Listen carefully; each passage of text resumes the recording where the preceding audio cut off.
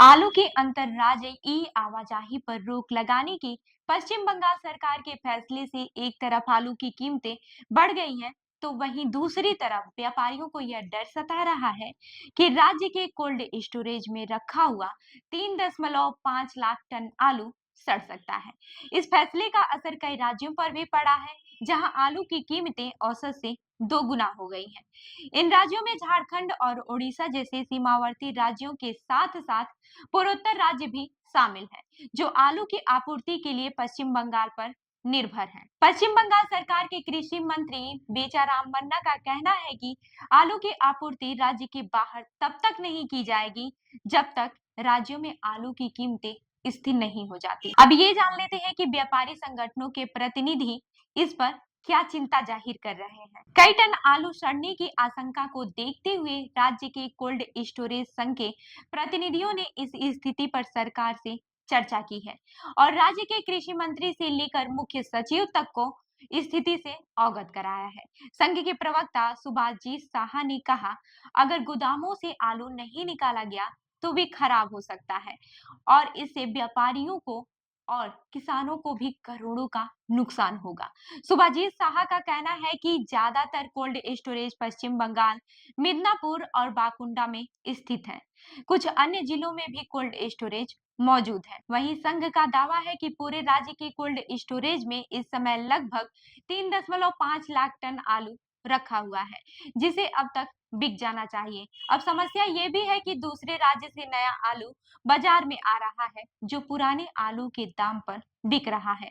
इसलिए लोग पुराने की जगह नया आलू खरीदना पसंद कर रहे हैं। व्यापारियों की हड़ताल के बाद से सरकार ने प्रतिनिधि हटाने का आश्वासन दिया था, जिसके बाद से व्यापारी संगठनों ने अपनी हड़ताल वापस ले ली थी। कोल्ड स्टोरेज के मालिकों ने राज्य सरकार को दी गई रिपोर्ट में बताया है कि पश्चिम बंगाल में करीब 475 कोल्ड स्टोरेज है। इन गोदामों में सबसे ज्यादा आलू पश्चिम मिदनापुर के कोल्ड स्टोरेज में रखा हुआ है। 34,50,000 आलू की बोरियां मौजूद है। इसके अलावा हुगली जिले के गोघाट ब्लॉक में लगभग 17 लाख बोरियां और बाकुंडा और बर्दवान जिलों में करीब 28 लाख बोरियां रखी हुई हैं।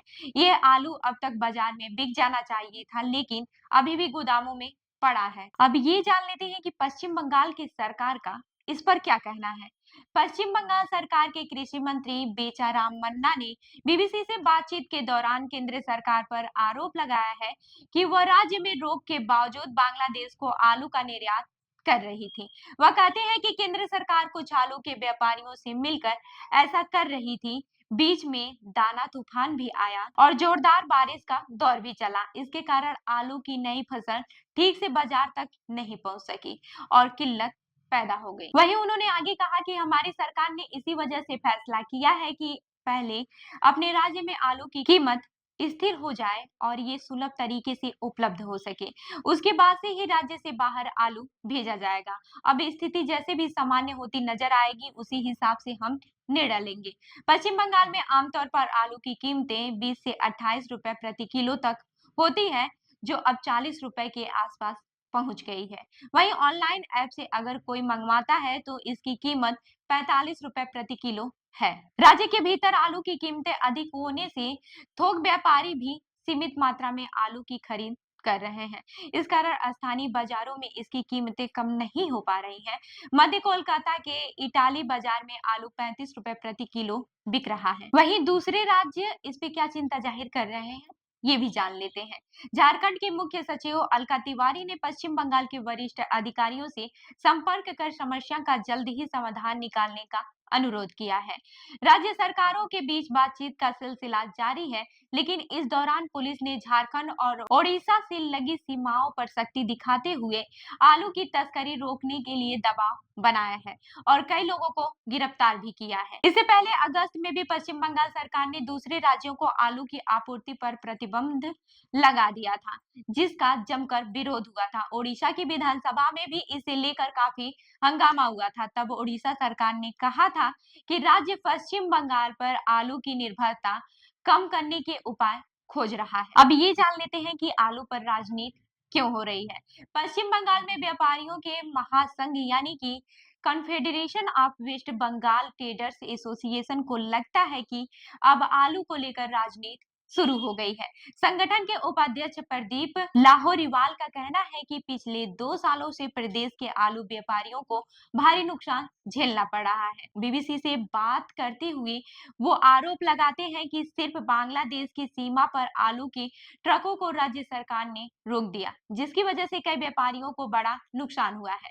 वह कहते हैं कि पश्चिम बंगाल की मिट्टी भी पंजाब और हरियाणा की तरह ही काफी उपजाऊ है, मगर फिर भी यहाँ कृषि का पूरा सिस्टम चरमराया हुआ है। आपको बता दें कि पश्चिम बंगाल पूरे देश में आलू के उत्पादन में दूसरे स्थान पर है, जबकि सबसे ज्यादा उत्पादन उत्तर प्रदेश में होता है। राष्ट्रीय बागवानी परिषद के आंकड़ों के अनुसार देश में आलू के कुल उत्पादन का 29.65% उत्तर प्रदेश में होता है, जबकि पश्चिम बंगाल में 23.51% उत्पादन होता है।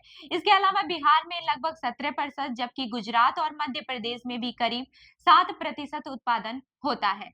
आलू उत्पादन में भारत विश्व के दूसरे स्थान पर है, जहां सालाना उत्पादन लगभग 5.6 करोड़ टन होता है। वहीं चीन में इसका सालाना उत्पादन लगभग 9.5 करोड़ टन के आसपास है। असम, झारखंड, उड़ीसा और छत्तीसगढ़ जैसे राज्यों में आलू का उत्पादन केवल 1.5% के आसपास ही है। प्रदीप लाहौरीवाल कहती हैं कि इसी वजह से पश्चिम बंगाल पर अन्य पूर्वी राज्यों की आलू की आपूर्ति के लिए निर्भरता बढ़ जाती है।